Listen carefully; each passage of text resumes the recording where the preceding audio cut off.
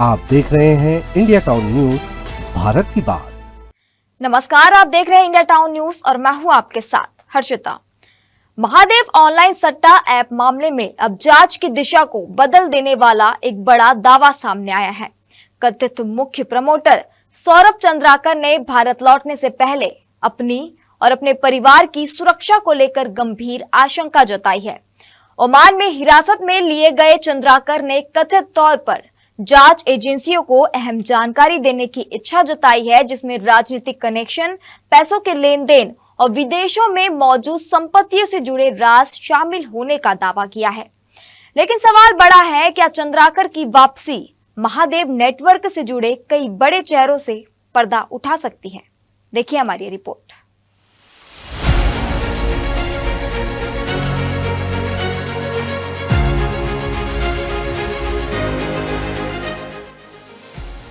सौरभ चंद्राकर फिलहाल ओमान में हिरासत में है और भारत लाने की कानूनी प्रक्रिया जारी है। इंटरपोल के रेड नोटिस के आधार पर ओमान पुलिस ने उसे हिरासत में लिया था। अब चंद्राकर ने कथित तौर पर भारत लौटने की इच्छा जताई है, लेकिन इसके साथ उसने एक बड़ी शर्त रखी है, सुरक्षा। चंद्राकर का दावा है कि भारत की जेल में उसकी जान को खतरा हो सकता है। उसने खुद के साथ साथ अपने परिवार की सुरक्षा की मांग की है। इतना ही नहीं, उसने नेटवर्क से जुड़े दूसरों लोगों से अलग रखे जाने और पूछताछ के दौरान दबाव से बचने की मांग भी की है। लेकिन कहानी सिर्फ सुरक्षा की मांग तक सीमित नहीं है। चंद्राकर अब कथित तौर पर वही शख्स बनने को तैयार है जिसके पास महादेव नेटवर्क के अंदरूनी राज की चाबी हो सकती है। दावा है कि वह भारत आने के बाद सक्षम जांच एजेंसियों और अदालत के सामने बयान देने को तैयार है। अब सबसे बड़ा सवाल है कि उसके पास आखिर ऐसी कौन सी जानकारी है जिसे वह जांच एजेंसियों के सामने रखना चाहता है। जानकारी के मुताबिक चंद्राकर ने कथित तौर पर राजनीतिक कनेक्शन, पैसों के लेन देन और विदेशों में मौजूद संपत्तियों से जुड़ी जानकारी देने की इच्छा जताई है। उसने इलेक्ट्रॉनिक और दस्तावेजी सबूतों को सुरक्षित रखने की मांग भी की है।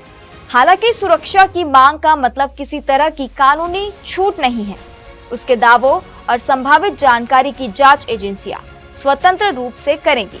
अगर उसके खिलाफ अपराध से जुड़े पर्याप्त सबूत मिलते हैं तो उसके खिलाफ कानूनी कार्रवाई जारी रह सकती है। सीबीआई के मुताबिक महादेव ऐप देश के बड़े गैर कानूनी ऑनलाइन बेटिंग सिंडिकेट में से एक है। आरोप है कि सौरभ चंद्राकर और रवि उप्पल ने विदेश से इस नेटवर्क को संचालित करते हुए सोशल मीडिया के जरिए बड़ी संख्या में यूजर्स तक पहुंच बनाई।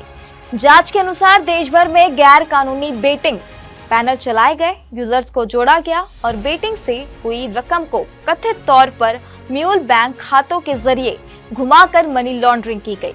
इसके बाद रकम का एक हिस्सा विदेशों में ट्रांसफर किए जाने का आरोप भी है।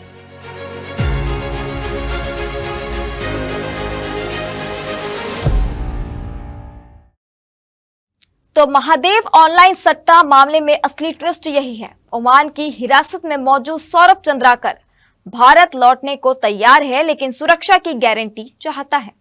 और अगर वह वाकई जांच एजेंसियों के सामने राजनीतिक कनेक्शन, पैसों के नेटवर्क और विदेशों में छिपी संपत्तियों से जुड़े सबूत रखता है तो उसकी भारत वापसी इस पूरे मामले की जांच में बड़ा मोड़ साबित हो सकती है।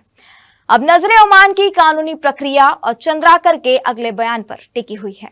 इस रिपोर्ट में फिलहाल इतना ही। मुझे दीजिए इजाजत और आप देखते रहिए इंडिया टाउन न्यूज, भारत की बात। नमस्कार।